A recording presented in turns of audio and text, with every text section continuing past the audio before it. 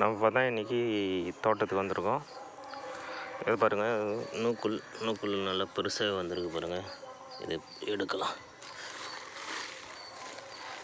பாருங்க, பெருசாகவே இருக்குது. வீட்டுக்கு ஒரு 2 இருந்தாவே போதும். ஒரு 2 பேர் சாப்பிட்றதுக்கு, 3 பேர் சாப்பிட்றதுக்கு.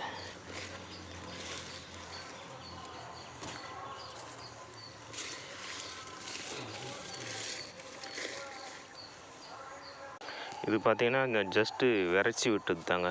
நூக்குள் விதையை அப்படியே விரைச்சி விட்டது தான், நல்லாவே வந்திருக்கு. அடுத்தது இதையும் எடுத்துடலாம்.